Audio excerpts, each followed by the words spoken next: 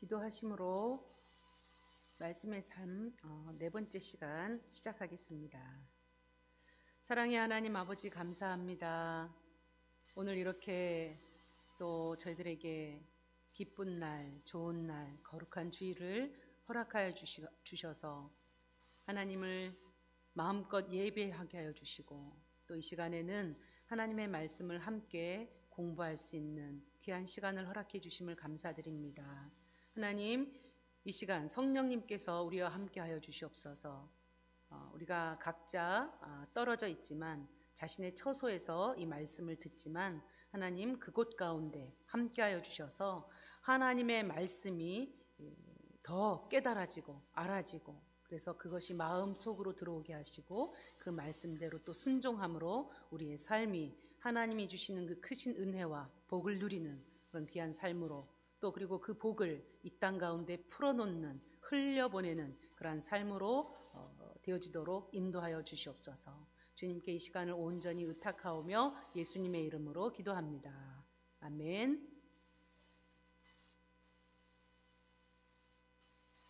할렐루야. 네, 우리가 계속해서 우리 말씀의 삶 공부를 하면서 구약을 읽어 나가고 있는데 혹시 개인적으로 잘 읽어 나가고 계시지요? 네, 말씀 꼭 성경을 읽으시면서 함께 따라오시면 그 배경이나 이런 지식들을 이렇게 잘 공부해서 읽으면 훨씬 더 그 말씀이 잘 들어오니까 꼭 공부하시면서 말씀을 꼭 읽으시기를 바랍니다. 예, 우리 구약 6시대 창조 시대부터 한번 볼까요? 자, 창조 시대 창세기 1장에서 11장까지 인류 일반 역사, 창조 시대, 그리고 족장 시대 창세기 12장부터 50장까지 아브라함으로부터 시작해서 이제 하나님께서 하나님의 나라 국민들을 만들기 위하여 족장들을 먼저 부르시죠. 아브라함을 먼저 부르시고 하나님의 나라를 백성들을 만들어 가시는 그 이스라엘 나라 하나님의 나라의 시작. 그리고 모세 시대 출애굽기, 레위기, 민수기, 신명기까지가 이제 모세 시대죠. 하나님의 나라를 이제 애굽에서 만드시고 그리고 또 출애굽하게 하시는 그런 여정들이 모세 시대에 나오고요. 그리고 이제 모세 시대가 끝나고 사사 시대로 넘어가죠. 여호수아가 가나안 땅을 정복하고 그리고 사사들이 그 400여 년의 시간을 다스리는 그 시대의 이야기, 여호수아와 사사기, 룻기, 그리고 사무엘상, 하까지도 여기에 포함시킬 수 있습니다. 그리고 왕정 시대, 열왕기 상하, 역대 상하가 이 왕정 시대에 포함되죠. 그리고 포로 시대, 에스라, 느헤미야, 에스더가 바로 포로 시대의 역사서입니다. 그래서 구약 역사서를 6시대로 나누어 보기 어떻게 외우라고 그랬죠? 창조, 모사, 왕포 이렇게 외우시면 된다고 말씀드렸습니다. 자, 그러면 우리 이 구약의 39권의 목록을 역사가 사건이 흘러가는 순서대로 쭉 그 뼈대를 만들고 그리고 거기에다가 다른 역사서들과 시가서 그리고 예언서를 끼워 놓는 그 한눈에 꿰어보는 구약 성경 목록 봤죠? 자, 한번 같이 해볼까요? 창, 그 다음에 어디로 이어집니까? 출애굽기, 그리고 민수기로 이어지죠? 이야기가.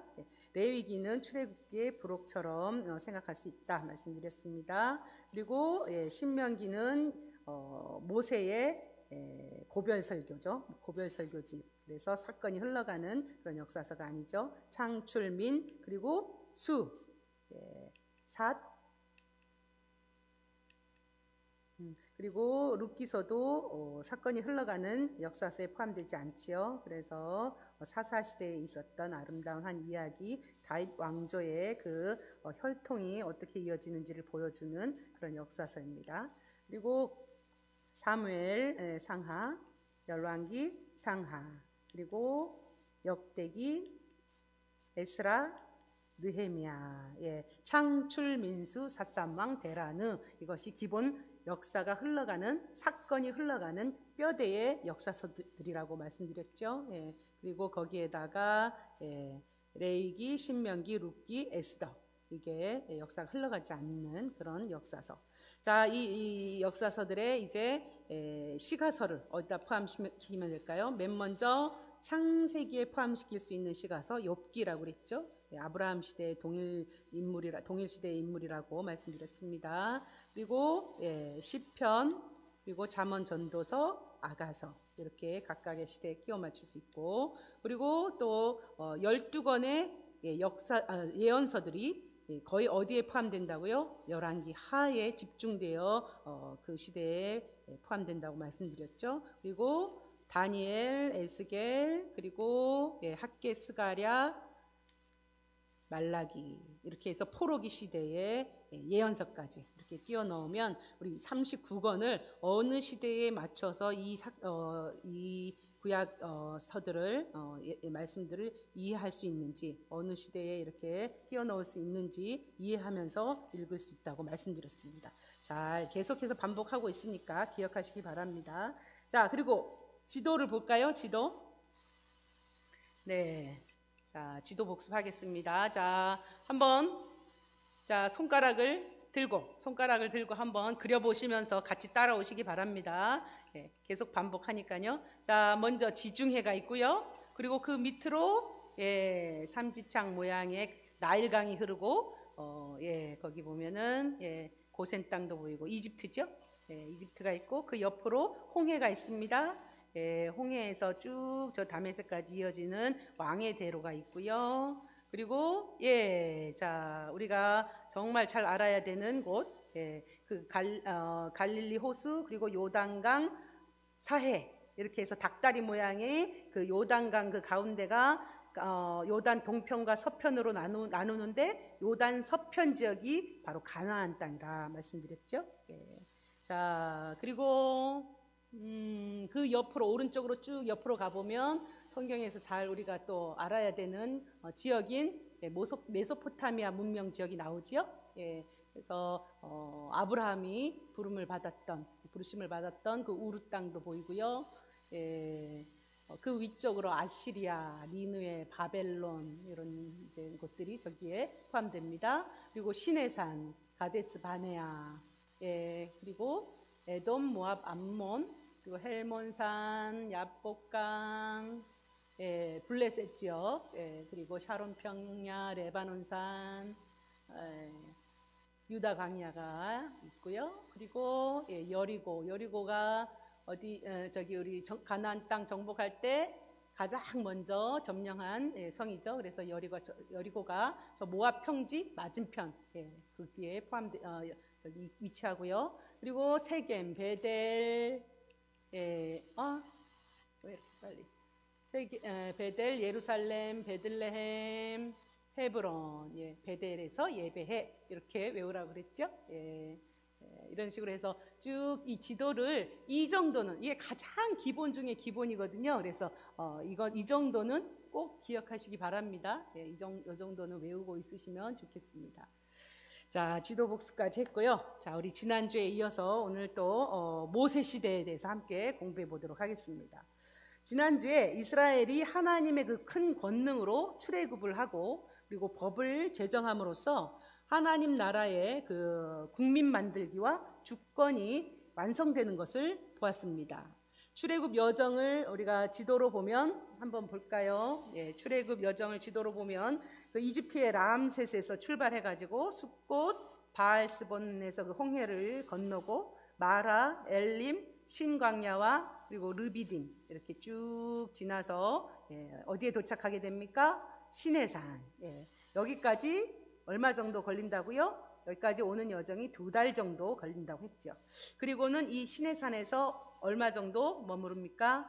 11개월, 5일, 거의 1년을 머문다고 했습니다. 왜요? 왜 시내산에서 이렇게 오랫동안 머물렀죠? 하나님께서 이스라엘 백성들에게 하나님 나라의 법을 제정해 주시고 이곳에서 성막을 만들도록 이렇게 언약을 맺기 위해서 이곳에 머물게 하십니다. 지난 시간에 또 만든 이 성막은 하나님의 그 임재의 상징으로서 이스라엘 백성이 하나님을 만나고 하나님의 음성을 듣는 장소다라고 했습니다. 그래서 성막들에서부터 성소와 지성소 그리고 그 안에 있는 성막 기구들과 그 각각의 의미들을 우리가 잘 살펴보았습니다. 오늘날 구원받은 성도들은 우리의 몸 자체가 성막으로서 언제든지 우리 안에서 하나님을 만나고 하나님의 음성을 들을 수 있는 그런 존재가 되었다라고 말씀드렸죠. 그래서 우리 자신이 하나님의 성전, 하나님의 성막이라는 것을 잘 이해하셔야 됩니다. 그래서 우리는 언제든지 하나님의 백성으로서 하나님을 만나고 하나님의 임재를 경험하고 하나님의 음성을 들을 수 있는 그런 존재입니다. 자, 하나님께서 이렇게 이스라엘 백성에게 주신 이 법이 출애굽기에도 나오지만 잠깐 나오지만 특별히 이 레위기에서 구체적으로 본격적으로 이렇게 다루어지고 있지요. 그래서 레위기는 이야기가 즉 사건이 흘러가는 책이 아니기 때문에 출애굽기의 부록서로 생각할 수 있다 이렇게 말씀드렸습니다. 출애굽기에 부록서라고 하니까 레위기가 별로 그렇게 중요하지 않은 책으로 생각될지 모르지만 천만의 말씀이죠. 레위기는 어떤 면에서 구약 전체의 핵심이라고 할 수 있는 그런 책입니다. 구약 성경 전체가 이 레위기의 말씀과 아주 밀접하고 중요한 관계 속에 있다는 것을 알 수 있습니다. 어떤 관계가 있을까요? 먼저 오늘 우리가 함께 살펴볼 민수기의 말씀은 시내산에서 그 레위기의 말씀을 받고 그 레위기의 말씀대로 광야에서 훈련받은 책이라고 할 수 있습니다. 레위기를 훈련한 책이 민수기죠. 모세의 고별 설교라고 할 수 있는 그 신명기의 말씀은 레위기를 해석한 책입니다. 레위기를 설교한 책인 것이죠.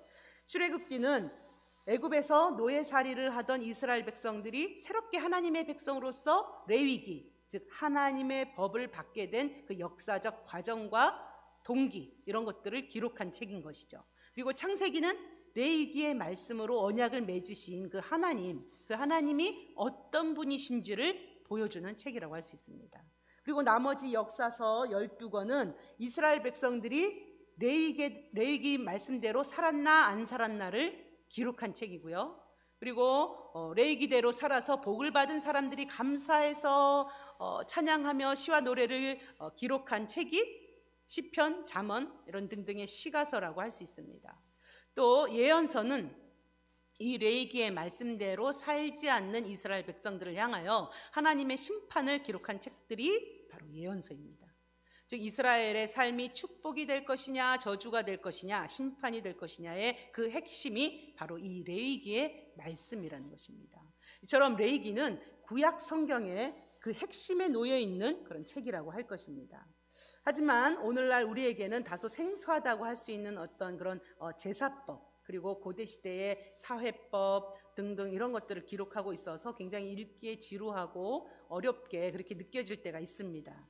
그렇지만 우리는 이 레위기의 말씀을 통해서 성경 전체에 그리고 우리 삶에서 체험하게 되는 그 하나님의 진짜 얼굴을 우리가 만나볼 수 있게 됩니다.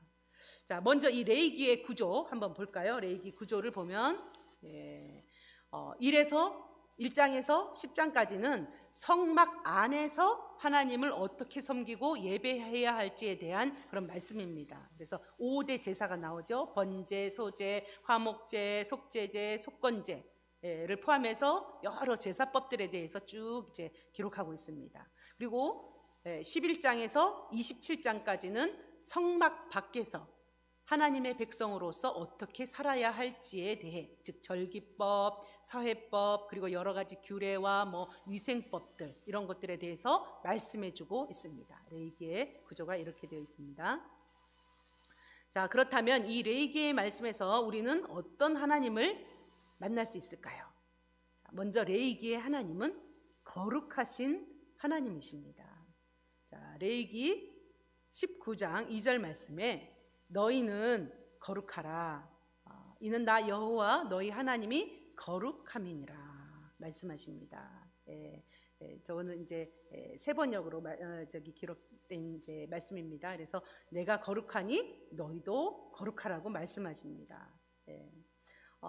거룩하신 하나님은 죄와 가까이 하실 수 없고 그렇게 하나님의 백성들에게도 무엇을 요구하게 됩니까? 거룩하기를 요구하시는 거죠. 그래서 제사법, 즉 죄의 문제를 어떻게 처리할 것인가에 대해서 가르쳐 주시고 또 하나님의 백성으로서 마땅히 깨끗하고 정의롭게 살아야 함에 대해서 여러 가지 법들을 통해서 가르쳐주고 계시는 것이죠. 하나님이 거룩하신 것처럼 우리도 거룩하라고 명령하고 계십니다. 이 말씀처럼 거룩은 명령이라는 것을 알아야 합니다. 명령입니다. 해도 되고 거룩해도 되고 안 해도 되고 그런 문제가 아니죠. 반드시 거룩해야 합니다. 그렇다면 거룩이 무엇일까? 거룩은 구별되다라는 그런 의미입니다. 우리는 하나님의 백성으로서 거룩하게 구별되어진 존재입니다. 그러므로 하나님의 백성답게 구별된 삶을 살아야 한다라는 것을 의미하는 것이죠. 여러분은 어떠십니까? 여러분의 생각과 가치관, 여러분의 말, 행위, 이 모든 것들이 세상 사람들과 구별되어지십니까? 차별이 있으십니까? 이 레위기의 말씀을 통해 나 자신이 정말 거룩한 백성으로 세상과 구별된 삶을 살고 있는지 깊이 돌아볼 수 있어야 합니다. 우리가 이 레위기의 말씀처럼 이렇게 구별된 삶을 사느냐 그렇지 않느냐에 따라서 우리의 삶이 축복이 될 수도 있고 저주와 심판이 될 수도 있는 것입니다. 하나님께서 우리를 축복하고 싶지 않아서 축복하시지 않는 게 아니라 자연 법칙이 있는 것처럼 이 영적인 세계에도 하나님의 법이 있는 것입니다. 그래서 이 영적인 세계에서도 하나님의 법이 그 원리가 되어서 우리에게 자동적으로 작용할 수 있는 것, 적용되어지는 것이죠. 그래서 하나님이 복을 주시지 않는 것이 아니라 우리가 하나님의 법에서 벗어났을 때 그 하나님의 법이 작용해서 그 복을 받을 수 없는 자리에 우리가 있게 된다는 것입니다. 자, 또 다음으로 레위기에서 만나는 하나님, 어떤 하나님일까요? 어머니같이 자상하신 하나님이십니다. 우리가 생각하기에 레위기의 율법을 주시는 이 하나님은 법대로 심판하시고 벌 주시는 그런 무서운 하나님으로 생각할 수 있습니다. 물론 법하면 정의로운 하나님 하면 좀 약간 심판의 하나님 이런 것들이 떠오를 수 있지만 우리가 이 레위기의 그 법, 이 하나님의 우리에게 주신 이 법들을 자세히 보면서 묵상해 보면 하나님께서 하나님의 백성들을 얼마나 깊이 생각하시고 악과 더러운 것에서부터 지키시고 보호해 주시기를 바라셔서 그렇게 하시는지를 우리가 느낄 수 있습니다. 레위기의 위생법, 이런 건강법 이런 것들을 살펴보면 정말 세밀하게 하나님의 백성들을 생각하시는 그 하나님이 보입니다. 건강에 좋은 음식과 나쁜 음식을 구별하여 이렇게 말씀해 주시고 여자들이 아기 낳는 것에 대해서도 정결법을 통해서 어떻게 건강하게 출산하고 또 산후조리를 해야 할 수 있는지 이런 것들에 대해서도 말씀하십니다. 피부병, 전염병, 뾰루지 문제까지도 세밀하게 말씀해 주시죠. 곰팡이에 대해서도 말씀하시고 하물며 대머리 문제까지도 지침을 주시는 것을 볼 수 있습니다. 하나님은 정말 우리에게 세밀하게 관심을 가지고 계시는 분이십니다. 우리가 생각하기를 이런 문제까지도 주님께서 관심을 가지실까? 세상에 너무 중요하고 긴급한 그런 일들이 많은데 나의 이러한 사소한 문제까지 신경을 써줄 겨를이 있으실까? 이렇게 생각합니다. 생각할 겨를이 있으십니다. 하나님은 우리의 정말 작은 신음에도 귀를 기울이시기를 원하시는 그런 하나님이십니다. 왜냐하면 우리 각 사람은 하나님의 소중한 보물과 같은 그런 존재이기 때문입니다. 여러분에게 여러분의 자녀들이 얼마나 소중한 그런 보물과 같은 그런 존재입니까? 그런 것처럼 그것과 비교할 수 없을 만큼 하나님은 우리 각 사람을 자신의 보물과 같이 정말 소중한 그런 존재로 우리를 여기십니다. 오죽하시면 우리의 머리카락까지 새신 바 되었다 말씀하시죠. 우리가 생각하기에 하찮은 그 미물이라고 여길 수 있는 그런 참새 한 마리에 죽고 사는 문제까지 관여하신다 말씀하시죠. 하나님은 우리 한 사람 한 사람에게 깊은 관심을 가지시고 우리의 삶의 모든 문제에 관여하시고 보살펴 주시기를 원하십니다. 때로 우리는 하나님이 정말 나의 기도를 들으시기는 하시는 걸까? 하는 그런 생각이 들 때도 있습니다. 하지만 잘 아셔야 합니다. 우리의 삶이 이런 어떤 광야의 훈련 과정 속에 있기 때문에 때로 그런 어떤 나의 기도가 하나님 앞에 들려지지 않는 것 같아 라고 느껴지는 그런 여정에 있을 때도 있는 것입니다. 광야에 있을 때 이스라엘 백성들이 때때로 물이 없어서 목마를 때도 있었고 먹을 것이 없을 때도 있었습니다. 하나님의 백성으로서 믿음으로 사는 것을 훈련시키기 위해 우리의 삶에 때때로 그러한 어려움이 있고 인내가 필요한 그런 상황들을 하나님께서 허락하시는 것이죠. 하지만 하나님은 우리의 그러한 모든 상황들을 보고 계시며 또한 우리를 위한 계획을 가지고 계십니다. 그리고 세밀하게 우리의 삶의 걸음걸음을 인도하십니다. 믿음으로 하나님께 자신의 삶을 맡기는 사람은 하나님의 이러한 이 자상한 인도하심과 은혜 가운데 보호하심 속에서 살아갈 수 있게 되는 것입니다. 이처럼 레위기의 하나님은 거룩하신 하나님으로서 우리에게 거룩하게 구별될 것을 명령하시는 그런 하나님이시지만 동시에 우리의 삶의 작은 부분까지도 관심을 가지시고 자상하게 보살피며 인도해 주시는, 보살펴 주시는 그런 어머니 같은 자상한 하나님이십니다. 하나님의 법은 우리를 괴롭히거나 얽매이기 위해서 주어진 것이 아니라 우리를 이롭게 하시기 위해서 주신 그런 사랑의 법입니다. 레위기를 읽으실 때 이러한 하나님을 만나실 수 있게 되기를 축복합니다. 자, 다시 이제 출애굽기 끝으로 가봅시다. 출애굽기 그 마지막 장, 그 40장, 지금 어디에 있습니까? 시내산에 있지요. 하나님의 법을 받고 성막을 완성하고 봉헌하는 것으로 출애굽기가 끝이 납니다. 그러면 이 출애굽기는 어디로 그 스토리가 이어집니까? 민수기로 가야 하지요. 민수기는 이스라엘 백성이 하나님의 군대로 정비되어져서 시내산을 떠나 약속의 땅으로 출발해서 결국 가나안 땅을 정복하기 직전인 그 모압 평지까지의 이야기입니다. 그래서 구체적으로 우리 민수기의 내용을 보면 민수기 1장에서 10장까지는 아직 시내산에 있는 이야기입니다. 시내산에서의 이야기입니다. 그래서 성막을 봉헌하고 두 번째 유월절을 지키게 됩니다. 첫 번째 유월절은 애굽에서 있었지요. 이제 벌써 출애굽한 지 1년이 지나서 두 번째 유월절을 기념하며 지키는 것입니다. 첫 번째 인구조사를 하고 또 다시 한번 하나님의 법에 대한 교육을 하고 그리고 나서 드디어 민수기 10장에서 나팔 소리와 함께 시내산을 떠나 행군이 이제 시작되어집니다. 하나님의 군대가 이제 정비되어져서 이러한 모습으로 이제 행진을 하게 되는 것입니다. 맨 앞에 제사장들이 법궤를 들고 앞장서 나아가죠. 그리고 그 뒤로 유다 지파와 이사갈 지파, 스불론 지파가 나아가고 그 뒤로 레위 지파 중에서 게르손 자손과 무라리 자손이 그 성막의 부품들을 들고 가는 거죠. 그래 성막에 여러 가지 부품들이 있잖아요. 뭐 이렇게 그 덮개라든지 여러 가지 부품들이 있죠. 그런 것들을 들고 가고 그 뒤로 루벤, 시므온, 갓 지파 그리고 그 뒤로 레위 지파의 고핫 자손들이 성막 기구들을 들고 가고 그 뒤로 에브라임, 므낫세, 베냐민 그리고 그 뒤로 단과 아셀, 납달리 지파 이런 순으로 진영이 딱 이게 배치되어 가지고 행진해서 나아가게 됩니다. 이제 이스라엘이 군대로 정비되어졌습니다.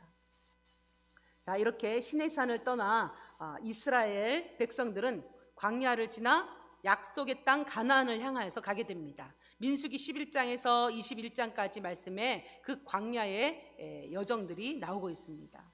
자, 먼저 그 지도상으로 그 광야의 여정과 사건들을 잠깐 볼까요? 자, 시내산이 여기 맨 밑에 쪽에 있죠? 시내산을 출발해서 드베라, 기브롯 핫다와 하세롯을 지나서 가데스 바네아에 도착하게 됩니다.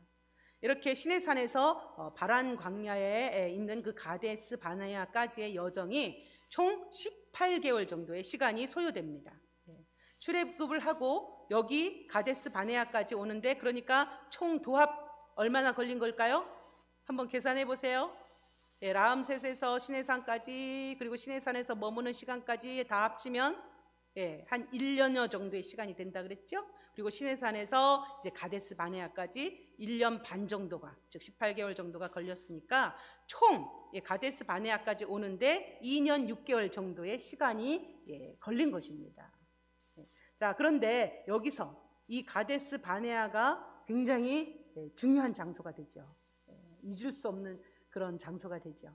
민수기 13장에 보면 이곳 가데스 바네아에서 그 12정탐꾼을 보내게 됩니다. 각 지파별로 한 명씩 이렇게 보내게 되는데 그 갈렙과 여호수아도 그 중에 속하게 되죠. 이들이 가나안 땅을 다 정탐하고 돌아와서 모세와 백성들에게 보고를 하게 됩니다. 여호수아와 갈렙을 제외한 10명의 정탐꾼들이 그 땅의 열매들을 이렇게 보여주면서 그 땅이 정말로 젖과 꿀이 흐르는 땅이 맞다. 하지만 그 땅 거주민은 강하고 성읍이 너무 견고할 뿐 아니라 안악자손, 즉 거인족들이 거기에 살기 때문에 그 땅은 자기들을 삼켜버릴 땅이라고 악평을 하게 됩니다. 이 정탐꾼들의 보고를 들은 그 백성들이 밤새도록 울부짖으며 이제 통곡을 하게 되는 거죠. 울면서 모세와 아론을 원망하고 차라리 애굽에서나 광야에서 죽는 게 좋을지, 하나님이 왜 우리는 이 칼에 죽고 우리의 자녀들은 다 그들의 종이 되게 하시려고 이곳으로 인도하셨는가 하면서 원망을 밤새도록 하게 됩니다. 그리고 차라리 지금이라도 애굽으로 돌아가자고 그렇게 합니다. 하나님께서 얼마나 기가 막히셨을까요? 하나님께서 이스라엘 백성들을 어떻게 구원해내셨습니까? 그분의 그 크신 권능으로 이스라엘 앞에서 그 초강대국, 지금의 강대국하고도 비교도 되지 않을 만큼 강대국입니다. 이 강대국 이집트를 박살내고 구원해내셨습니다. 홍해 바다를 갈라버리시고 구원해내셨습니다. 그것만으로도 하나님을 믿기에 충분하지 않겠습니까? 그 애굽에 승리하신 하나님께서 가나안 땅의 거인족보다 약하십니까? 정말 답답하고 이렇게 한숨이 나오는 그런 모습이라고 우리는 여기지요. 그런데 앞뒤 결말을 다 알고 성경으로 보고 이렇게 보는 우리는 이런 이스라엘이 답답하게 느껴지지만 솔직히 이 이스라엘 백성과 우리가 조금도 다르지 않다는 것을 우리가 잘 아셔야 합니다. 자기의 모습을 잘 보실 수 있어야 합니다. 금방 하나님의 높고 위대하심을 찬양하고 믿는다고 고백하고서도 또 지금까지 삶의 그 고비고비 가운데 하나님께서 함께 해주시고 지켜주셨는데도 불구하고 삶에서 어떤 그 어려움이나 큰 위험이 다가오면 놀래서 걱정하고 두려워하고 인간적인 방법으로 해결해 보려고 하는 것이 우리들의 모습일 수 있습니다. 때로는 왜 나한테 이런 일이 생기게 했느냐고 이스라엘 백성처럼 하나님을 원망하기도 합니다. 그러면 이스라엘 백성의 모습이 왜 이런 모습일까요? 왜 이렇게 할 수밖에 없을까요?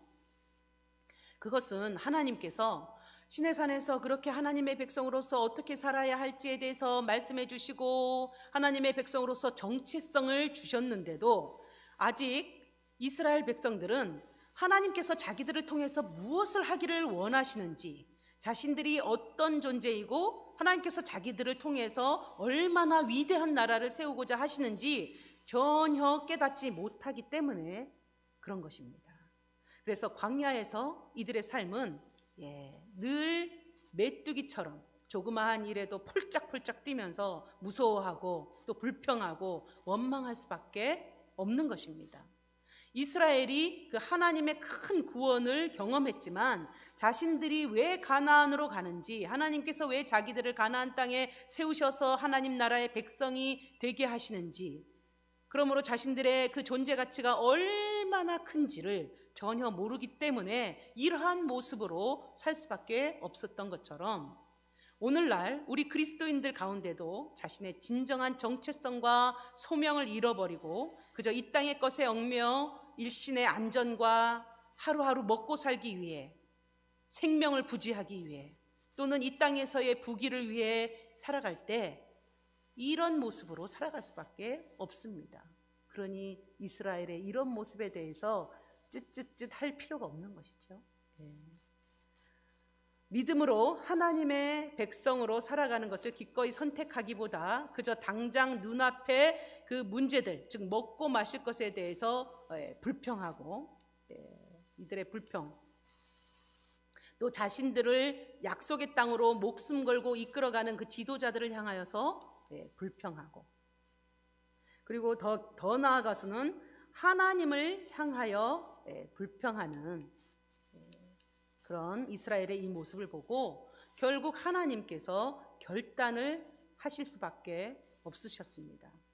지금까지 하나님께서 가데스 바네아까지 오는 동안 수많은 그 불평과 원망의 사건들이 있어도 어르고 달래고 살살 혼내가시면서 참아오셨습니다.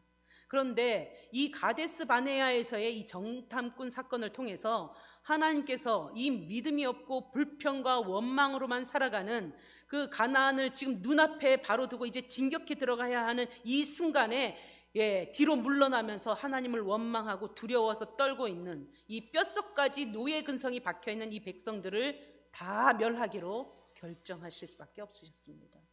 정말 얘들은 안 되겠구나 판단하신 것입니다.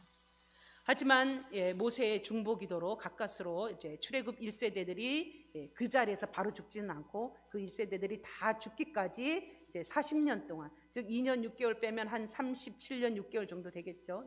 그 40년 동안 광야에서 방황하게 하십니다.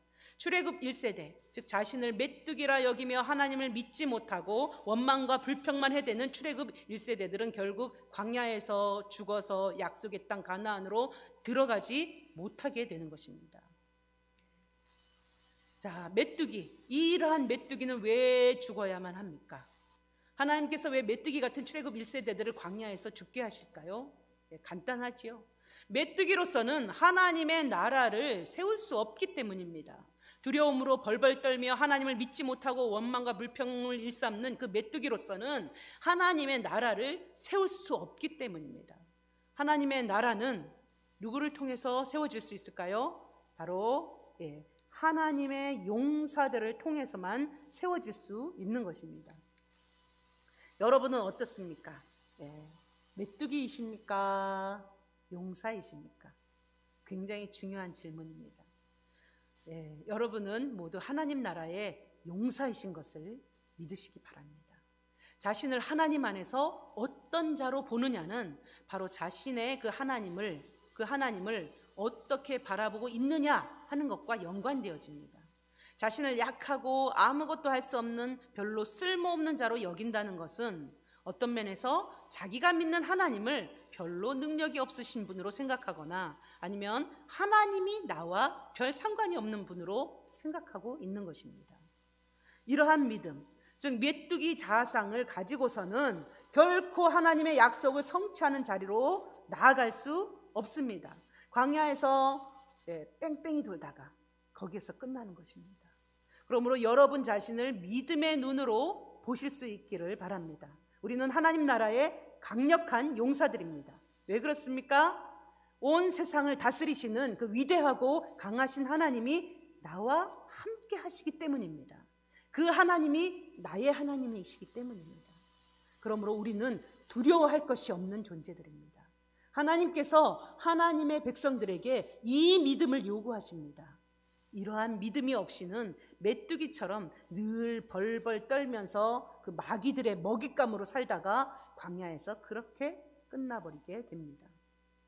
출애굽 1세대들이 늘 불평하고 하나님이 주시려고 준비하신 그 젖과 꿀이 흐르는 땅을 악하다고 우리를 삼킬 땅이라고 원망을 합니다. 이처럼 메뚜기 신앙을 가진 사람은 하나님이 나를 도와주시지 않는다고, 하나님은 나에게 좋은 것을 주시지 않는다고 불평하며 살아갑니다. 그리고 하나님은 나를 도와주시지 않을 거라고 그렇게 믿지요. 이 우리 안에 있는 이 메뚜기 자아상을 철저하게 죽여야 합니다. 그렇다면 어떻게 이 우리 안에 있는 메뚜기 자아상, 즉 자신을 약하고 아무것도 할 수 없는 존재로 여기는 이 자아상을 죽일 수 있을까요? 다시 말해 어떻게 하면 하나님 나라의 용사로 이 땅 가운데 하나님의 나라를 세우는 그런 자로 살 수 있을까요? 그것은 내가 누구인지, 그리고 하나님이 왜 나를 부르셨는지를 알아야만 가능합니다. 하나님이 왜 나를 구원하시고 왜 이 땅 가운데 이곳에 나를 부르시고 살게 하셨는지를 깨달아야 합니다. 자신의 소명을 깨닫고 자신의 존재의 의미를 깨닫고 믿을 때 우리 안에 있는 이 메뚜기 자아상이 깨지게 됩니다. 하나님께서 왜 나를 구원하셨습니까? 그리고 왜 이 땅 이곳 이 포항 땅에 살고 또 베델 교회를 섬기며 살게 하셨습니까? 하나님의 나라를 이 땅 가운데 세우라고, 이 포항 땅에 이곳 베델 교회 가운데 하나님의 영광을 나타내며 하나님의 나라를 세우라고 나를 구원하시고 부르신 것입니다. 이것을 깨닫지 못하면 그저 매일 무엇을 먹을까, 무엇을 입을까, 마실까 걱정하며 근심하며 살다가 광야의 1세대들처럼 그 메뚜기처럼 그렇게 광야에서 끝나고 마는 것입니다. 여러분, 하나님께서 지금 이 광야 같은 이 세상에서 우리를 하나님의 용사로 훈련시키고 연단시키고 계십니다. 불평과 원망 속에, 불신 속에, 두려움 속에 사는 것이 아니라 믿음으로 기도하며 돌파하며 이 땅 가운데 하나님의 나라를 세우는 용사로 우리를 부르셨습니다. 우리는 결코 메뚜기가 아닙니다. 우리는 하나님 나라의 용사들입니다.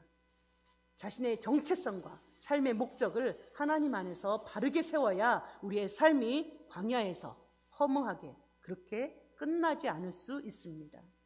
우리는 모두 각자의 그 가데스 바네아를 살아가면서 만나게 됩니다. 믿음을 선택할 것이냐, 두려움 속에서 원망과 불평을 선택할 것이냐, 선택해야 하는 일들이 우리의 삶 가운데 반드시 있습니다. 그리고 우리가 어떻게 선택하고 결정하느냐에 따라 우리의 삶은 완전히 달라지게 됩니다. 불평과 원망 속에 그 불신하는, 두려워하는 메뚜기가 될 것이냐, 아니면 하나님 나라를 향하여 담대하게 믿음으로 돌진하며 나아가는 그런 용사가 될 것이냐 선택해야 합니다. 그리고 그 선택에 따라 광야에서 계속 방황하는 자로 남을 것이냐, 아니면 약속의 땅을 성취하는 자, 나를 향하신 그 하나님의 그 부르심, 그것을 성취하는 자가 될 것이냐가 갈라지게 되는 것입니다. 어쩌면 지금 이 코로나로 인하여서 이 교회와 성도들이 바로 이러한 선택을 해야 하는 그런 상황에 직면해 있다라고 볼 수 있는 것 같습니다. 하나님을 신뢰함으로 믿음의 자리를 지킬 것이냐, 아니면 메뚜기처럼 두려워하며 이 땅에 먹을 것, 마실 것, 이 땅에서의 목숨을 부지하며 하나님을 떠날 것이냐 선택해야 하는 그러한 상황인 것입니다. 마지막 시대로 지금 치달아가고 있고, 그리고 그 속에서 하나님께서 지금 알곡과 쭉정이를 걸러내는 그런 상황이다라고 저는 생각합니다. 마태복음 6장 31절 33절 말씀, 그러므로 염려하여 이르기를 무엇을 먹을까, 무엇을 마실까, 무엇을 입을까 하지 말라. 이는 다 이방인들이 구하는 것이라. 너희 하늘 아버지께서 이 모든 것이 너희에게 있어야 할 줄을 아시느니라. 그런즉 너희는 먼저 그의 나라와 그의 의를 구하라. 그리하면 이 모든 것을 너희에게 더하시리라. 이 말씀처럼 이 땅의 것에 얽매이지 말고 믿음을 가지고 하나님을 신뢰하며 이 땅 가운데 내게 주신 하나님의 소명을 붙잡고 하나님의 뜻을 이루는, 하나님의 나라를 세우는 우리 모든 성도님들이 되시기를 축복합니다. 가데스 바네아까지 이제 2년 반 정도를 소요하고 이제 남은 37년 6개월 정도를 이제 바란 광야에서 보내게 됩니다. 이제 광야를 뺑뺑이 도는 거죠. 그리고 결국 하나님께서 말씀하신 대로 이 40여 년 동안 광야 1세대들이 광야에서 다 죽고 이제 광야 2세대들을 통하여서 가나안 땅으로 진격하여 정복할 때가 이제 마침 되었습니다.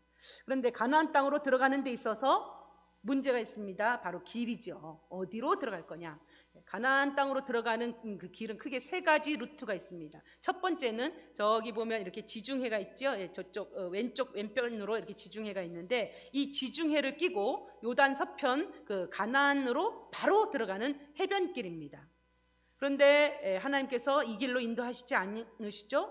왜요? 그 당시 강력한 해상 민족인 블레셋이 거기에 버티고 있었기 때문이죠. 예, 블레셋과의 전쟁을 보면 바로 애굽으로 도망칠 것을 아셨기 때문에 그렇게 급하게 해변길로 인도하시지 않으십니다. 두 번째로 가나안 땅의 그 주요 산지 도시들로 이어지는 그런 산지길입니다. 저기 보면은 그 가데스 바네아에서 바로 위쪽으로 쭉 올라가면 그 산지길로 해서 가나안 땅으로 바로 진격해 들어갈 수 있습니다. 이 길은 바로 족장대로다라고 이렇게 불려집니다. 가나안으로 들어갈 수 있는 가장 가까운 지름길이죠. 그래서 이스라엘 백성들은 당연히 이 지름길인 산지길로 가나안을 들어가고 싶었겠죠. 그런데 그 산지길의 입구에는 그 알랏의 왕이 딱 버티고 막아서고 있었습니다.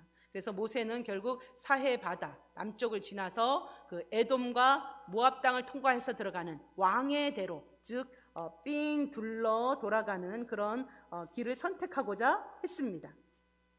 그런데 이마저도 불가능했습니다.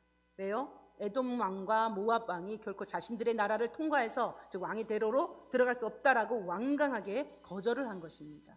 그래서 결국 에돔과 모압 암몬 국경을 이렇게 삥 돌아서 가는 그 광야길로, 험한 그 광야길로 갈 수밖에 없었습니다. 그래서 엘랏 즉 에시온 게벨까지 다시 이렇게 내려와서는 거기서부터 북쪽으로 즉 험한 그 에돔과 모압 국경 광야길로 이렇게 올라가게 된 것입니다. 이렇게 에돔과 모압과 충돌하지 않고 이렇게 돌아서 잘 갔는데 문제는 그 위에 이제 아모리 족속이었습니다. 이제 가나안 땅으로 진격해 들어가려면 이제 북쪽으로 계속 올라가면 안 되죠. 서쪽으로 바로 이제 꺾어서 요단강을 건너 들어가야 합니다. 그런데 그곳에 이 아모리 족속이 위치하고 있었습니다. 모세가 다시 이 아모리 왕 시혼과 바산 왕에게 길을 내어주면 조금도 손해를 끼치지 않고 통과만 하겠다고 말하지만 그들이 오히려 이스라엘을 공격합니다. 뭣도 모르고 공격하는 거죠. 그래서 생각지도 않게 이렇게 전쟁을 하게 되는데 이 전쟁으로 인해서 하나님의 섭리 가운데 이 요단강 동편 땅도 차지하게 됩니다. 요단 동편 땅 또는 길르앗 땅이라고 이렇게 성경에 나옵니다. 이 요단 동편 땅은 가축대가 많았던 그 르우벤 지파, 갓 지파 그리고 므낫세 반 지파가 차지하게 됩니다. 이렇게 아모리 땅을 차지하고 약간의 평화와 안도의 숨을 쉬고 정착한 땅이 바로 신명기의 무대가 되어지는 그 모압 평지입니다.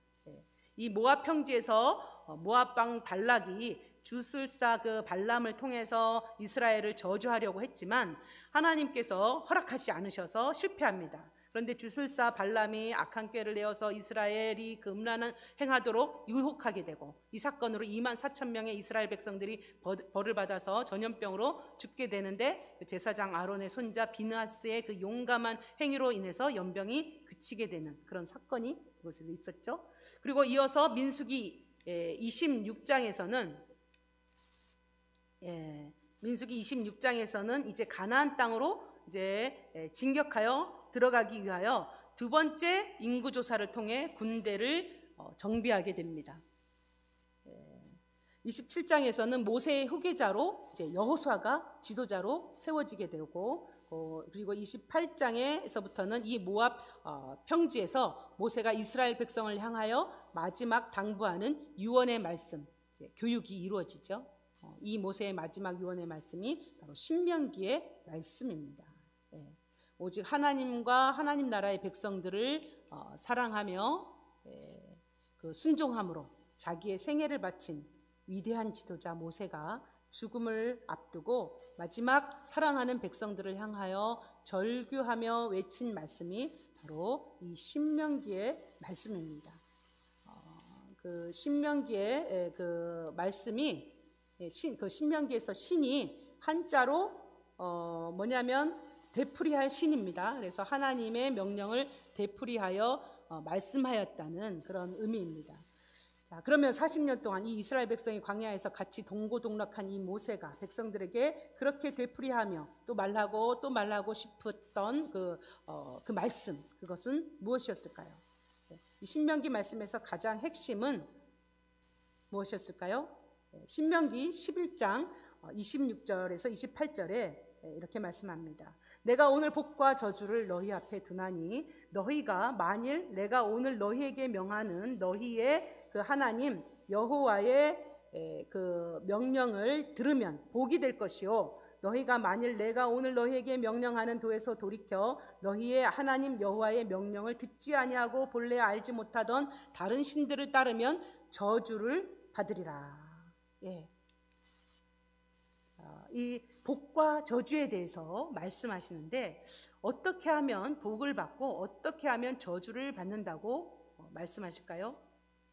너희의 하나님 여호와의 명령을 들으면 복을 받을 것이고 즉 순종하면 복을 받을 것이고 하나님 여호와의 명령을 듣지 아니하고 다른 신을 따르면 저주를 받는다. 즉 불순종하면 저주를 받는다.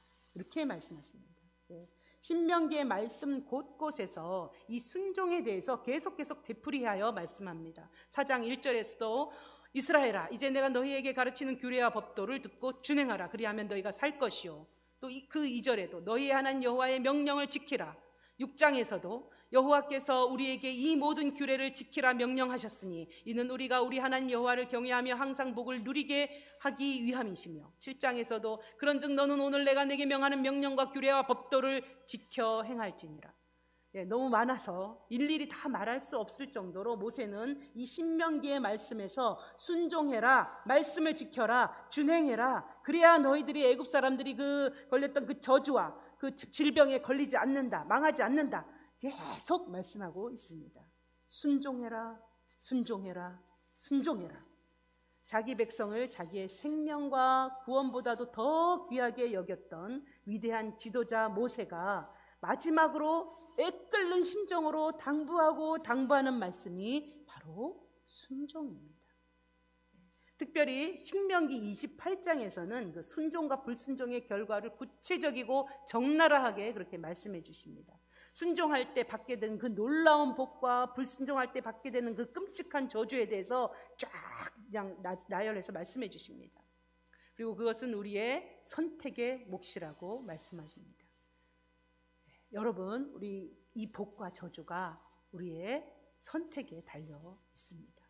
순종을 선택하심으로 이 모든 복을 받아서 누리게 되는 그러한 우리 성도님들이 되시기를 예수님의 이름으로 축복합니다. 자, 그렇다면 여호수아가 정복하게 될 이제 가나안 땅으로 이제 진격하여 들어가게 됩니다. 이제 신명기 마지막 그 고별 설교를 끝나고 모세는 느보산에 묻히죠. 그리고 이제 여호수아가 지도자로 세워져서 여호수아를 지도자로 삼고 가나안 땅으로 이제 진격하여 들어가게 됩니다. 자, 이 이스라엘이 지금 코앞에 두고 있는 이 가나안 땅의 지형과 종교 문화를 한번 살펴봅시다. 자, 가나안 땅의 지형 이렇게 보면은요, 갈릴리 호수 그리고 요단강이 쭉 이어지다가 사해가 있죠. 여기에 보면은 그 요단강을 중심으로 산지들이 형성되어 있습니다. 이 산지들을 중심으로 해서 예루살렘, 베델, 무슨 이런 도시들 있죠? 베들레헴 이런 도시들이 쫙 이렇게 세워지게 됩니다. 이 가나안 땅의 지형입니다. 그러면 그 땅에 살던 그 가나안의 그 종교와 문화는 어땠는지 한번 우리가 봅시다. 그 하나님을 인정하지 않는 사람들이 세운 그 종교와 문화가 어떠했을지는 안 봐도 상상이 될 것입니다. 세상에 믿지 않는 그 사람들이 추구하는 그 풍요와 쾌락, 그것이 가나안 사람들의 그 최고의 필요였고, 그래서 그것을 줄 수 있는 신이 그들의 하나님이 되었죠. 참 하나님을 거부하는 사람들이 추구하는 것, 그것이 그들의 신이 되는 것입니다. 이러한 풍요와 쾌락을 줄 수 있는 신으로 그들이 창조한 신이 바로 바알 신이고 아세라 신이었습니다. 바알은 태양신으로 남자신을 의미하고 아세라는 달신으로서 여자신을 상징합니다. 그래서 고대 종교의 우상들을 보면 그 남성의 성기와 여성의 가슴을 강조하는 그런 우상이 굉장히 많이 있죠. 왜 이런 남자신과 여자신을 만들었을까요? 바로 풍요로운 생산을 위해서입니다. 세상의 모든 이치가 암과 수에 의해 열매 맺고 새끼를 낳는다는 그 이치를 깨달은 그들이 이 풍요로운 생산을 위해서 남신과 여신을 만들어 이 두 신의 결합을 통해 많은 생산을 얻으려 했던 것입니다. 이 풍요로운 생산을 얻어내려고 이들이 행한 그 종교 의식과 문화가 얼마나 사악하고 더러운 것이었는지 모릅니다. 이들이 그 바알과 아세라의 그 신전에서 하는 짓은 음란한 그런 성적 행위들이었습니다. 신전에 여자 제사장들이 있어서 그리고 이들이 음란을 행하는 것이 그 바알과 아세라 신으로 하여금 시기가 나게 하는 그런 제사 의식이었고, 그래서 바알과 아세라가 시기함으로 성적 결합을 할 때 생겨나는 것이 바로 만물을 생산케 하는 그런 비, 그러니까 바알의 정액이 비다라고 여겼던 것입니다. 그러니까 물이 없는 그 땅에 생산을 위해 절대적으로 필요한 비가 오도록 하기 위해서는 열심히 음란을 행해야 하는 것입니다. 그리고 생산의 상징인 자식, 즉 인간에게 가장 귀한 것인 자식을 불살라 드림으로 제사를 행하기도 했죠. 그래서 가나안 땅에서 엄청난 양의 그 영유아 그 유골 항아리가 이 고고학자들에 의해서 발굴되었다고 합니다. 이 가나안의 종교가 얼마나 더럽고 사악했는지를 보여주는 것입니다. 하나님께서 심판하시지 않을 수 없는 지경에 이른 문화가 바로 이 가나안의 종교 문화였습니다. 이 가나안의 종교 문화의 그러면 이 뿌리가 무엇일까요? 이 가나안 종교의 시초가 된 우상이 바로 아브라함이 살던 동네인 그 갈대아 우르의 여신 이난나라는 그런 여신입니다. 이 이난나가 가나안 땅의 그 아세라 여신으로 발전하게 되어지고, 나중에 아시리아와 바벨론의 여신 이시타르, 그리고 헬라 시대에는 아프로디테로, 그리고 결국 로마 시대에는 비너스라는 여신으로 이렇게 발전하여서 그 명맥이 지금까지 이어온 것입니다. 이 종교가 얼마나 더럽고 음란했는지를 보여주는 말이 바로 성병이라는 말입니다. 성병을 베네리얼 디지즈라고 부르는데 바로 비너스의 질병이라는 그런 의미입니다. 얼마나 음란한 종교였는지 그 결과로 생기는 질병이 바로 성병이었던 것이죠. 이처럼 이 가나안의 종교 문화의 뿌리가 바로 메소포타미아에서 시작된 그 창세기 11장의 그 바벨 문명까지 거슬러 올라가는 것입니다. 가인 계열의 문화를 대표하는 그 바벨 문화, 여기까지 거슬러 올라가는 것이죠. 그리고 이 하나님을 대적하여 세웠던 이 바벨 문명이 결국 로마 시대를 거쳐 오늘날의 수많은 종교들에게까지 이어지고 있습니다. 그리고 오늘날의 세상 사람들의 그 물질주의적인 기복신앙, 그런 것들이 여기까지 흘러오는 것입니다.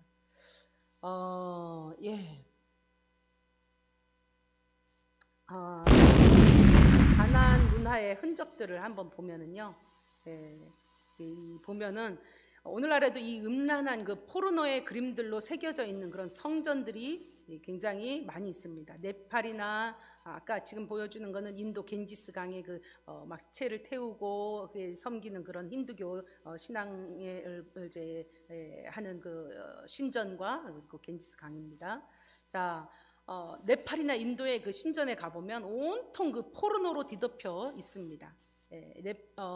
이 신전에 여인들이 자기 아이들을 데리고 가서 그 성기 모양으로 뒤덮여 있는 그 우상 앞에 기도하는 모습을 볼 수 있다고 합니다. 말로 다 할 수 없는 그 음란한 그림들이 있습니다. 동물과의 성행위, 그룹 성행위, 동성 간의 성행위 등등으로 뒤덮여 있습니다. 그리고 그 신전 앞에는 이 요가를 하는 그 요기들을 이렇게 머리를 땅에까지 기르고 있는, 그리고 마약을 피우고 앉아 있는 이런 그 힌두교 사람들이 있는 거죠.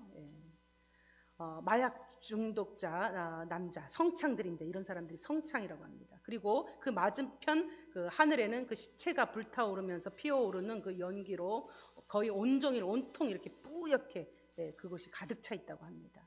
이 종교가 바로 인도와 네팔 지역의 종교인 힌두교입니다.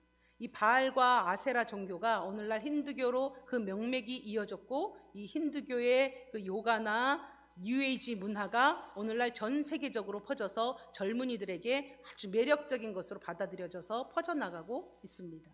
그리고 이 힌두교의 성지인 인도에서 시작된 종교가 뭐냐면 바로 불교입니다. 이 불교의 분파 중에서 특별히 그 라마 불교와 티베트 불교는 탄트리즘을 추구하는 불교로서 성적 합일의 쾌감을 그 종교적 합일로 여기는 그런 불교 계열입니다. 금강승이라고 이렇게 부르는 불교를 말합니다.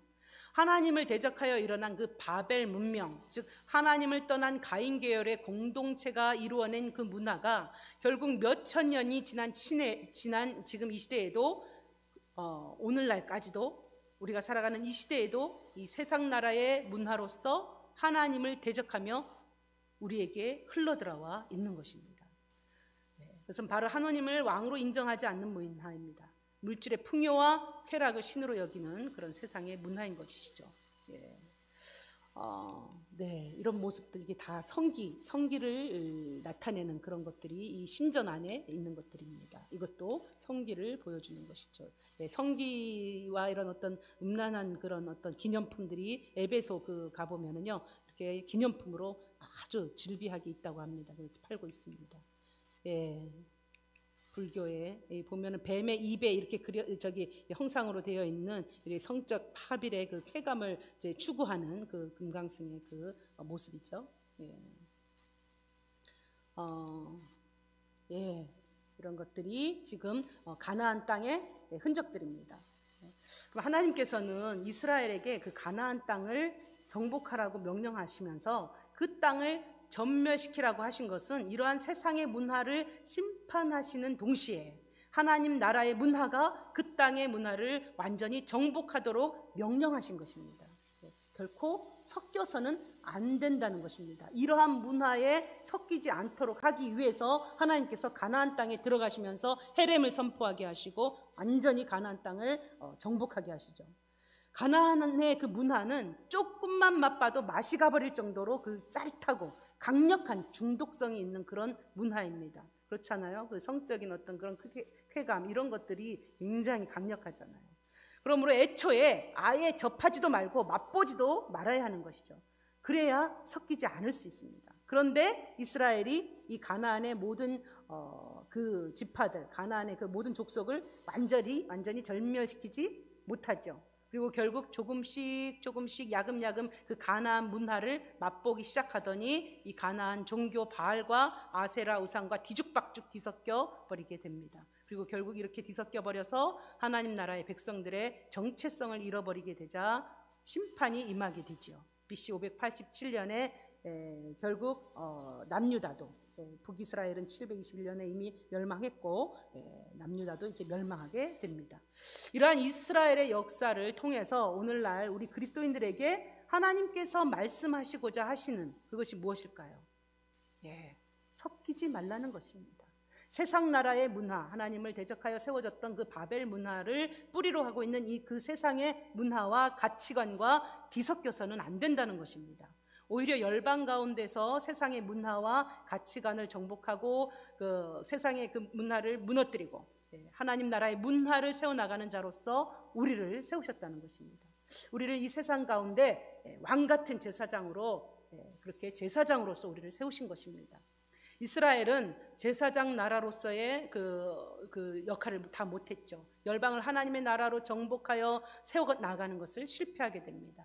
하나님 나라의 백성, 제사장 나라로서 세상에 복을 흘려보내는 자로서의 사명을 잃어버렸을 때 결국 멸망의 심판을 받을 수밖에 없었습니다. 오늘날 우리도 마찬가지입니다. 우리가 하나님의 말씀과 성령 충만함으로 무장되어져서 세상의 문화와 가치관을 이겨내지 않고서는, 즉 세상의 문화와 가치관에 뒤섞여서 그리스도인인지 세상 사람인지 구분이 안 되는 모습으로 살다가는 결국 망하게 된다는 것입니다. 심판이 임하게 된다는 것입니다. 오늘날 우리 교회들이 이 하나님의 말씀에 귀를 기울여야 합니다. 그런데 우리 교회의 모습 가운데 안타깝게도 얼마나 세상의 가치관과 문화가 슬금슬금 들어와 있는지를 깨닫게 될 때마다 가슴이 철렁할 때가 많이 있습니다. 세상의 문화와 가치관을 조금씩 허용하면 결국 그것이 우리의 정체성을 완전히 잡아먹고 맙니다. 오늘 잠깐 이제 누구랑 얘기하고 있는데 그 얘기를 하시더라고요. 목회자들, 우리 교회의 어느 교파인지, 교파는 정확하게 다 알 수 없지만 목회자 중에 1000명의 목회자가 이 동성애법을 허락하도록 하는 그런 청원을 올렸다고 하는 그런 이야기를 듣고 얼마나 정말 마음이 미워지고 정말 부끄럽고 정말 참담한지 모릅니다. 정말 교회가 지금 이 모양 이 꼴까지 온 것이죠. 그것도 목회자들이 그렇게 할 정도로 정말 교회가 다시금 하나님 앞에서 하나님의 백성으로서의 그 정체성과 그 소명을 바로 깨달아야 할 때가 온 거죠. 교회가 정말 정신 차려야 할 때가 된 것입니다. 내 안에 하나님의 말씀의 원칙보다 더 위에 놓여 있는 그런 세상의 가치관이 있지 않은지 우리가 정신 차리고 정말 점검해 보아야 합니다. 물질주의가 내 안에 들어와 있지는 않은지, 성적으로 세상이 흘러가는 그 세태를 보며 그래 이 정도는 괜찮지 하고 음란한 생각들을 허용하고 있지는 않은지 우리가 우리 자신을 돌아보아야 합니다. 그리고 이 세상의 문화, 하나님을 대적하여 일어난 가치관들을 깨부숴 버려야 합니다. 바로 이것이 오늘날 우리가 치러야 할 가나안 정복 전쟁입니다. 영적 전쟁인 것입니다. 이 전쟁은 하나님의 말씀으로 무장되지 않고는, 그리고 성령으로 충만하지 않고는 결코 승리할 수가 없습니다. 하나님의 말씀을 목숨 걸고 읽고 묵상하고 암송하고 순종할 때, 그리고 기도로 성령의 기름 부으심과 능력을 힘입지 않고서는 어느새 세상의 것들이 내 안으로 그리고 교회 안으로 밀고 들어와 버리게 되는 것입니다. 세상의 것이 나를 차지하지 못하도록 말씀으로, 성령으로 우리 내면을, 우리 자신을 채워야 하는 것입니다. 우리 교회를 채워야 하는 것입니다. 그리고 최고의 수비는 공격이다 라고 말하죠. 이런 말이 있듯이 세상이 우리를 공격하여 들어오기 전에 오히려 우리가 세상을 향하여 공격적으로 복음을 전하고 하나님의 나라를 이 땅 가운데 세워나가야 하는 것입니다. 결국 이것이 하나님이 우리를 향하여 계획하고 원하시는, 나를 향하신 하나님의 뜻인 것입니다. 특별히 우리의 자녀들, 다음 세대들이 살아갈 세상은 더더욱 힘든 세상입니다. 그리스도인으로서 정체성을 지키고 복음을 증거하며 살아가는 것이 거의 불법이 되어져가는 너무나도 어려운 그런 시대가 되어가고 있습니다. 나날이 음란해져가고 교묘하게 진리를 뒤섞여버리는 그런 혼돈의 시대입니다. 무엇이 진리인지 모르게 교육과 언론과 미디어가 우리를 흔들어 놓고 거짓을 슬쩍슬쩍 진리와 섞어서 배포하여서 거짓과 진리를 구분하지 못하게 만들어 놓고 있습니다.